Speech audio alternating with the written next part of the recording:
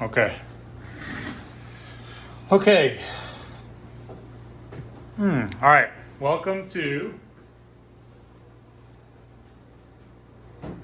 2024. We are starting the new series. We went through the alphabet last year, and we are now going to start talking about the individual trades, kind of go over some specific installation instructions you guys are all reading right now. Some of the basic instructions for installing vinyl siding. Something that a lot of you guys might not understand or might not have been trained early on was vinyl and plastic in general shrinks and expands quite a bit. And so depending on what time of year, that also affects how you install. So like normally they require a 1/4 inch gap on your vinyl. During the winter they require 3/8, which is almost a 1/2 inch. So like certain things to keep track of due to those things. Okay, I'm going to go over some of the basics.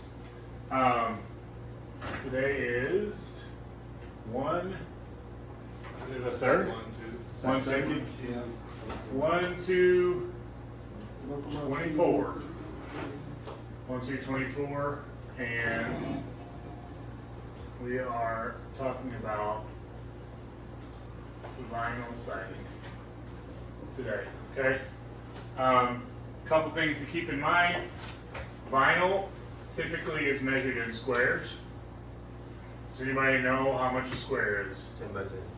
A square is a 10 by 10 section, and a full box of vinyl has 2 squares in it. Okay, so an unopened box of vinyl, if you get it from a normal supplier, has 2 squares. 2 squares, which equals a 10 by 20 section of your building. Okay, most houses are between 12 to 25 square, depending on the size of the house. And so there normally be 7 to 8 boxes of vinyl siding, and then you'd have like a box of J-channel, you'd have a box of starter and other stuff waiting for you at your job. Okay, couple of basics when it comes to vinyl. I'm going to draw a house right here. This is the house. This is an amazing house. That's all I want to hear. This is house, yes. Okay, so you're going to have a window. You're going to have a window. You're going to have a thingy right here. And you're going to have a thingy right here. You need a light. Alright, well, yeah, so and you'll probably have a light up here too. Okay, so this is a house right here. I don't know if the video can see it. Can the video see it? Maybe. Maybe? Your thing is right What? Probably. Yeah, I think the video can see it. Okay, so what you got here, let's go over some of the basics. This right here, that is an outside corner, okay? So we're going to put an outside corner on here. It's good for you guys to know what these are. And I know most of you guys already know all this stuff. We're just going over this to have documentation that it's in our records so we can teach some of the new guys as it comes up, okay? This right here is, we're going to say this is an outlet box. Outlet box. And we're going to call this one right here a light box. And this right here is going to be it's a water spigot. Okay.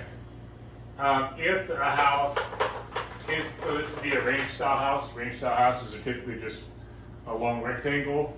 If a house isn't, to where like say this jutted over like this, then you'd also have an inside corner right here. Inside corner. Inside corners can be made out of 2 pieces of J-channel, but it's more solid, and they make them. It's better for us to actually use an inside corner. So basically, this is your typical house. At the beginning of any job, you're going to measure to make sure you've got the right amount of siding. You're going to verify with either your manager, and hopefully he'll verify with the customer that you have the right color.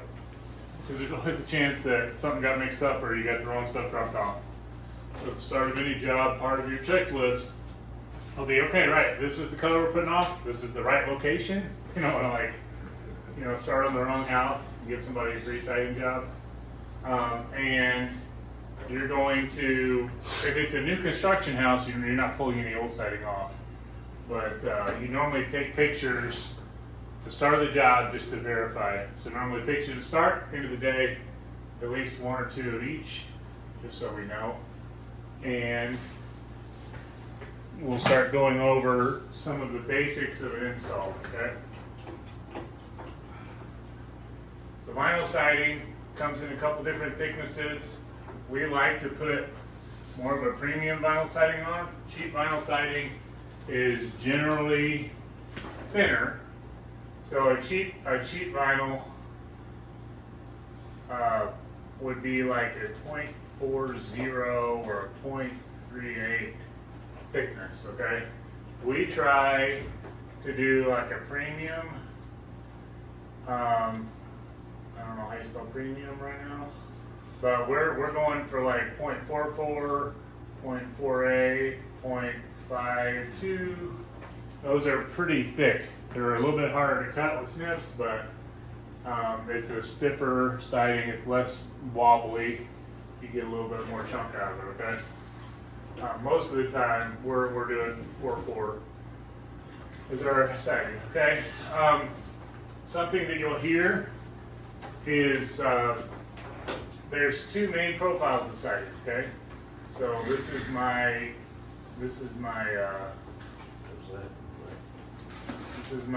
dabble into the profile. Oh, dang it, messed it up. Okay. So that's one profile, and then here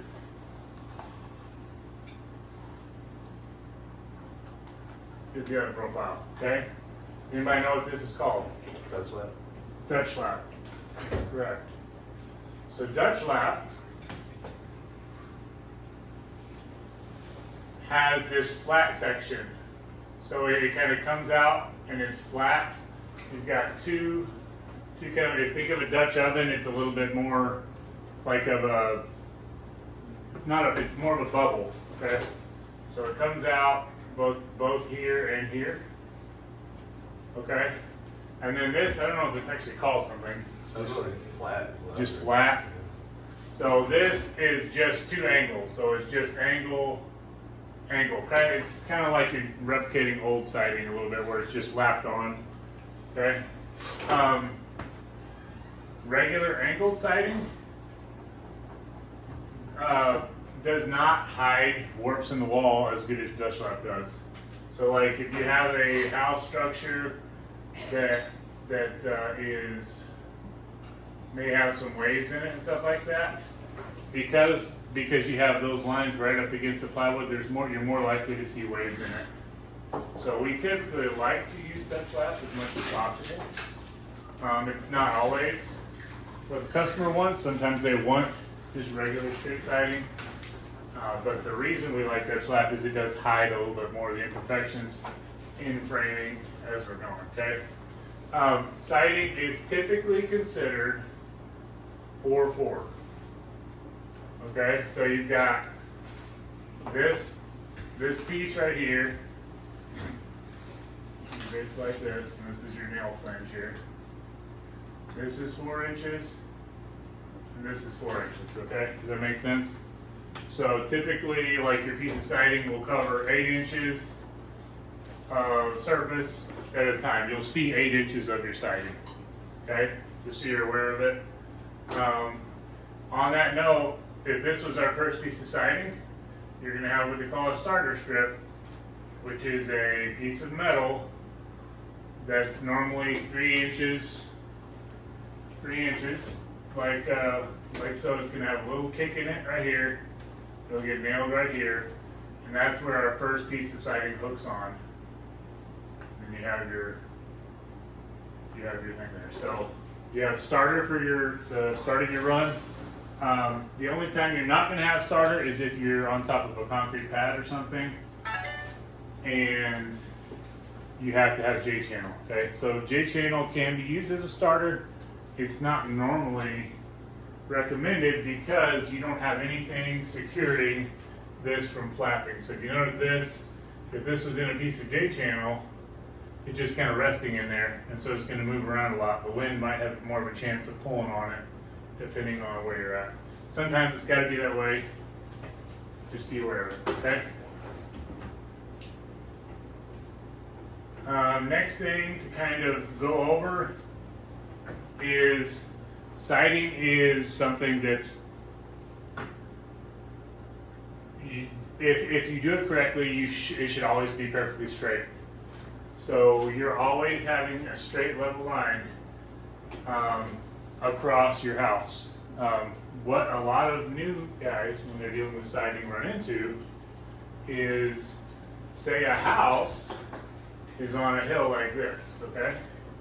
So the house is on the hill right here, and you've got your foundation, which kind of starts here, and then the hill kind of goes up past, and you're like, well, where do I start my siding because there's a hill here? I don't know if this is making sense, but so this would be a row of siding right here, this would be a row of siding right here, this would be a row of siding right here, you know. So everybody's nervous as to where you start because you want it to be a straight and level line.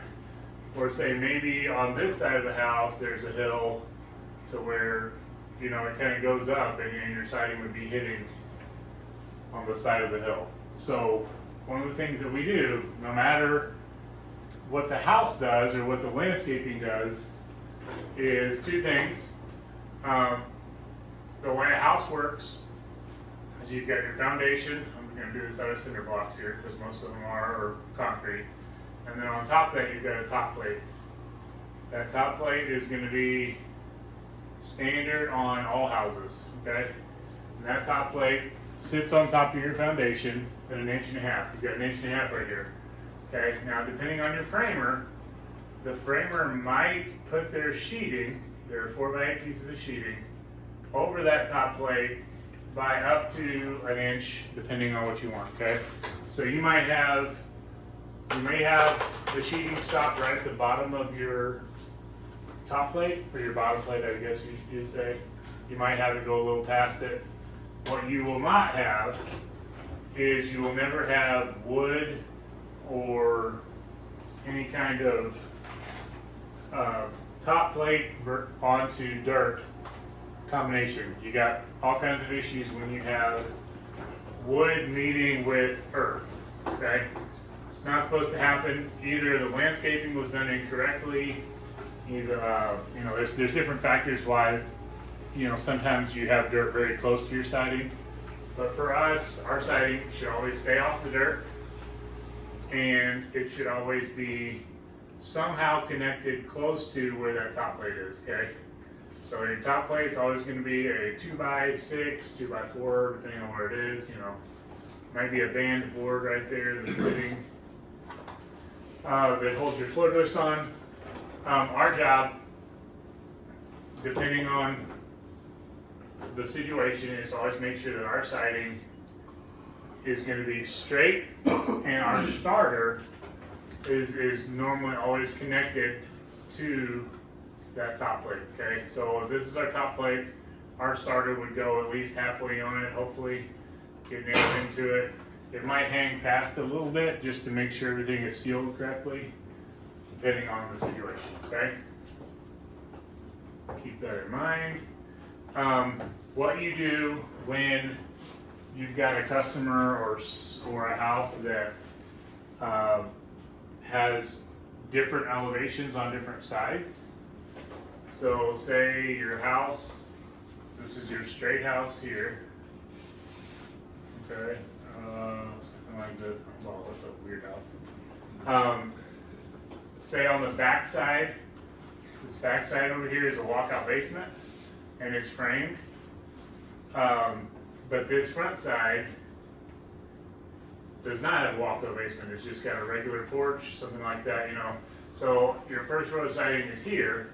Well, on this back row, what should happen is this first row should line up exactly with the back row on the back side.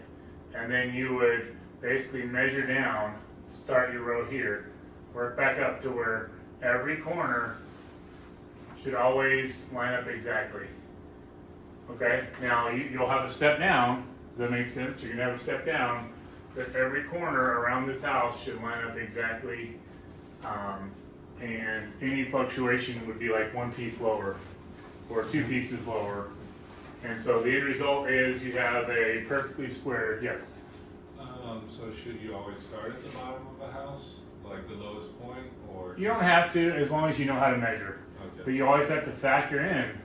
So like say on this basement here where you have a walkout basement, so normally what siding guys would do is they'd shoot their laser or pop their string line all the way around so they know where their starter strip goes. Well, instead of having a starter strip on the back here, they'd have a mark where that piece of siding is, and then they'd measure it out. You know, and then when they get to that side, they'd start and then work their way back up, make sure it lines up, okay? So those are the basics of starting. On your sheet there, things that you're going to keep in mind is siding always has a right and a left, okay? So what that means is this is a full piece of siding, and it'll always look something like this, okay? So it's always going to have this cut out here and this cut out here, okay? Based on common sense, this would be the right, this would be the left, okay? What we do when we're siding a house is we look to see what angle is going to get viewed the most from the siding standpoint, okay? So we're looking to see how it looks like. Most people that are driving by this house are going to look at it from this angle, okay? So say we're on this side, we're looking at it.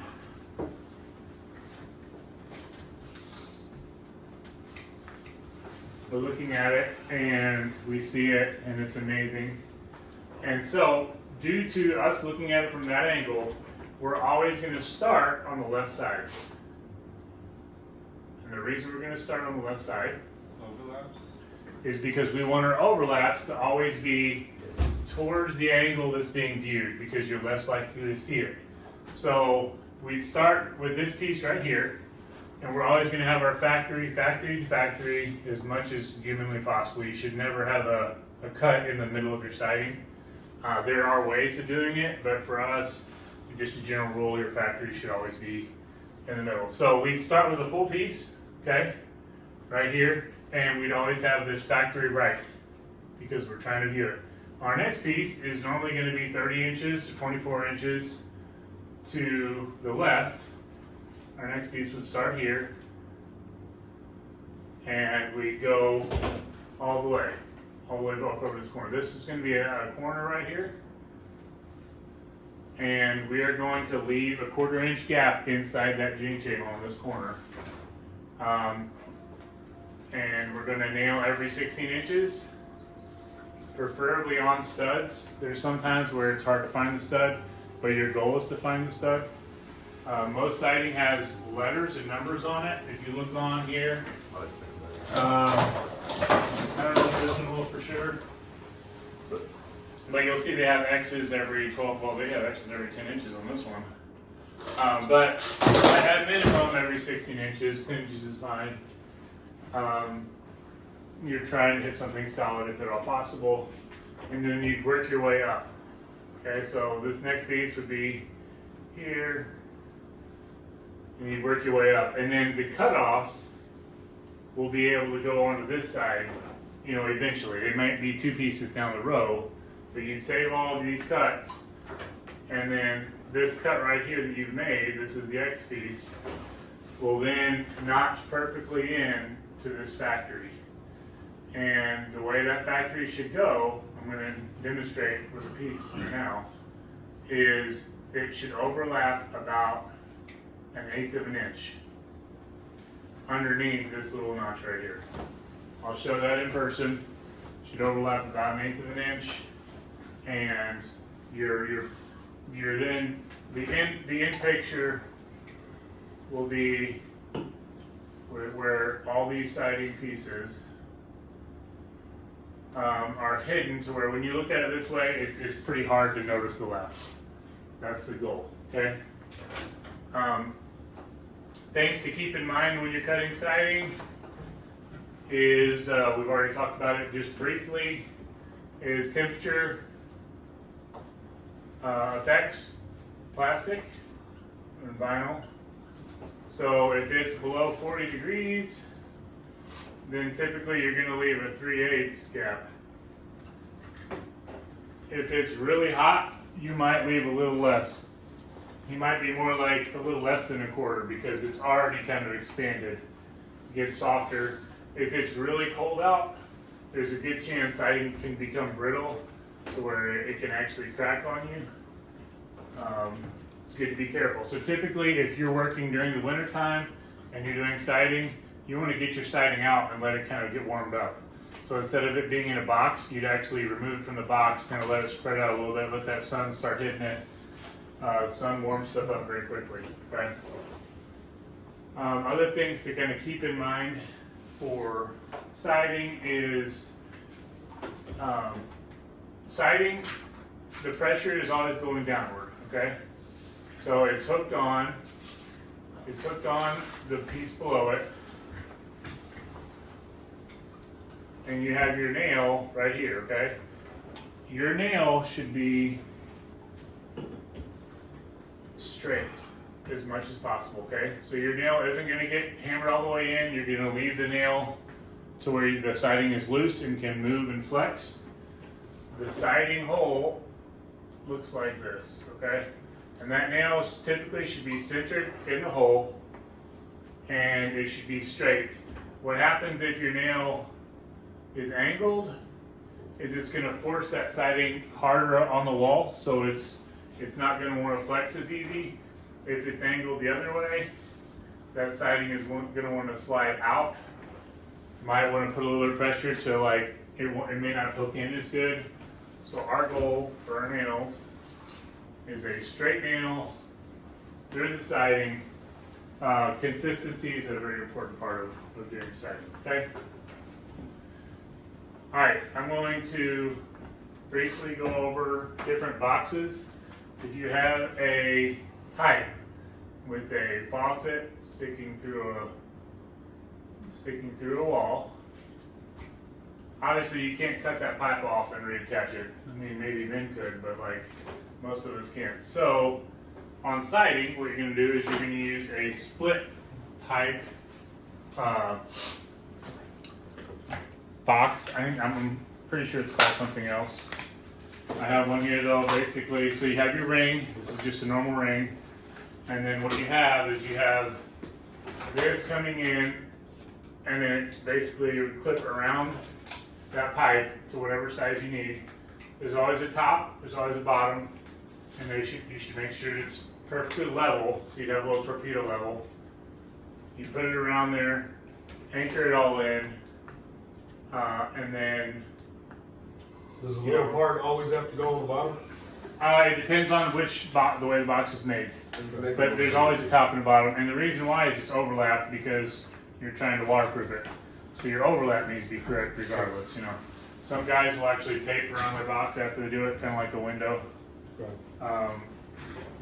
But regardless, it should be overlapped correctly. This is a split. It's called, I don't even know for sure what it's called, but split ring. It's something that would be used, like say you have conduit going through a wall, you have something, So then you've got other kinds where you have, this would be considered a light. You have a light that needs mounted on something.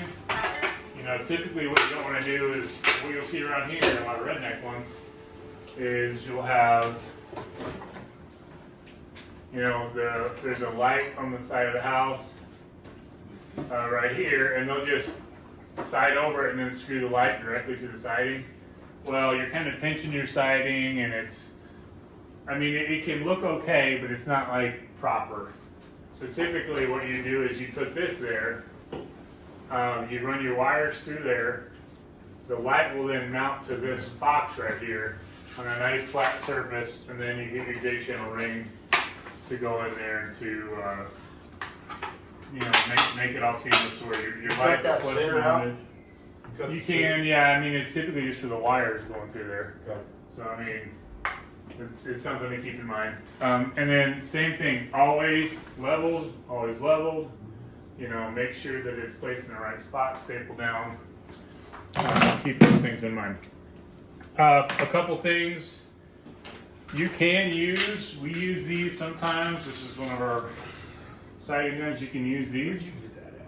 It's at the shop, it's in the shop. Everywhere. So, you know, a lot of people hand bang nails in, but you can use siding staples.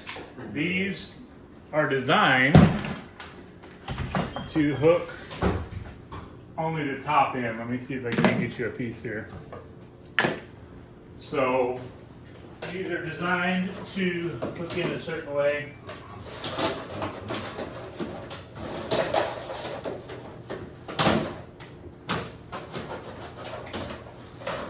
And I'll go over cutting, things like that. But if you're using a staple or a nail, they're designed to.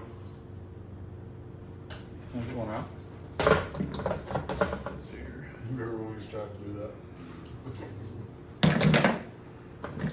They're not designed to go in like this. Okay, they're designed to hang the piece of siding like this. Okay, still a 90. Should hang. Typically, you're shooting for the center. They should hang in there like that. I like these, you know, kind. They hold really well, and they give you plenty of room for your siding to handle it. They're kind of a pain if you're redoing siding, because you end up having to cut them, but they do work.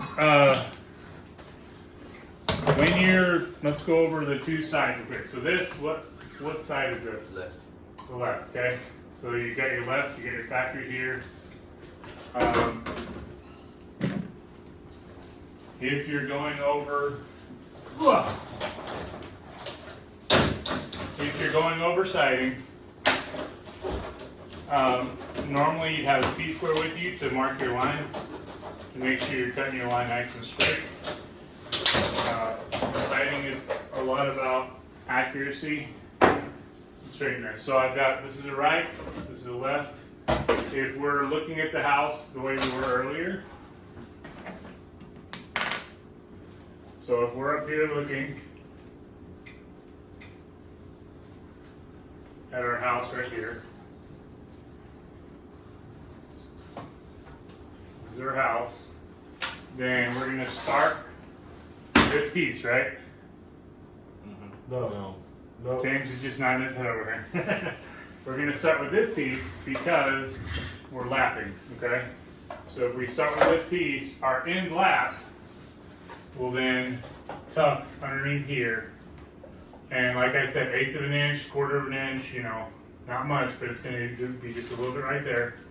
And these are designed, if you notice here on the back here, it's designed for that. And so if you actually are hand cutting a piece, a lot of guys will cut this, but then forget about cutting this side. You know, if you're doing if you have to make a factory. The goal is never to make a factory, but they should always line up like that, okay? Just keep it this. Okay, what? That's not good. Like, I was just You using like my you like inch. putting it a 1/2 inch, Well, I like just the top. look at my top rib.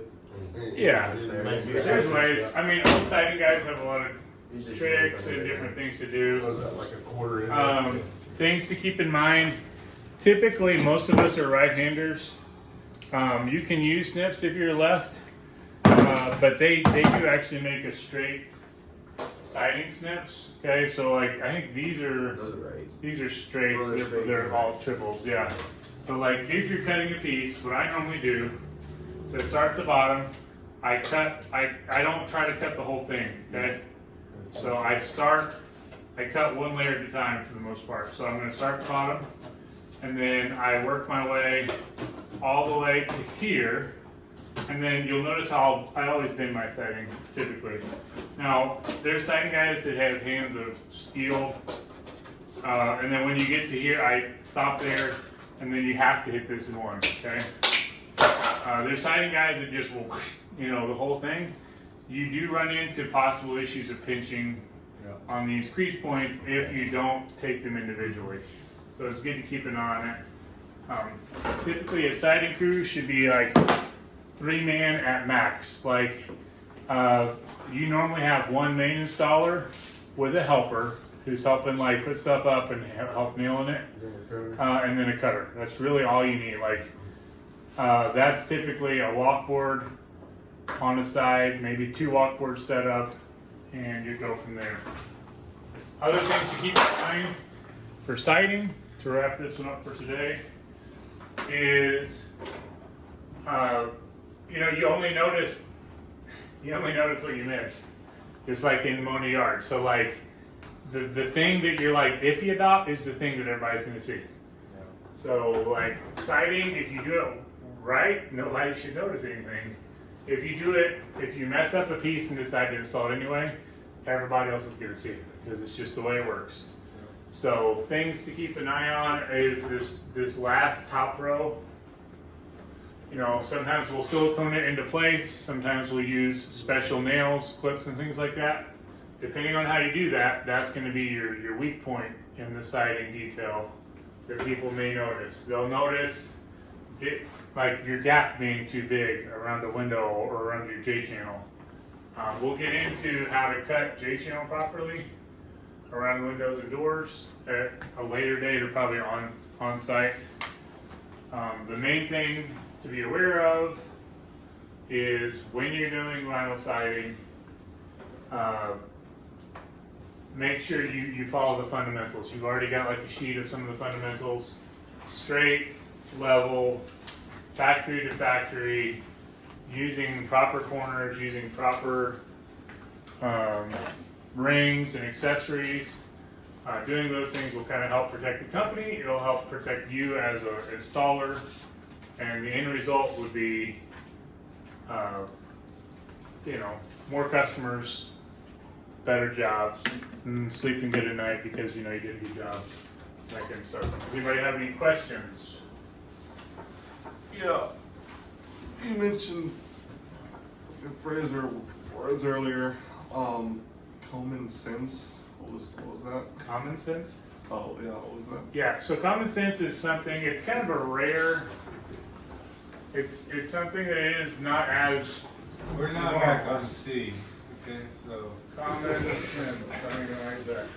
So this is, somebody who has not done large amounts of herbal substances before they came to the job site, or drank too much and things like that. Typically, these are found with guys who are ready for work.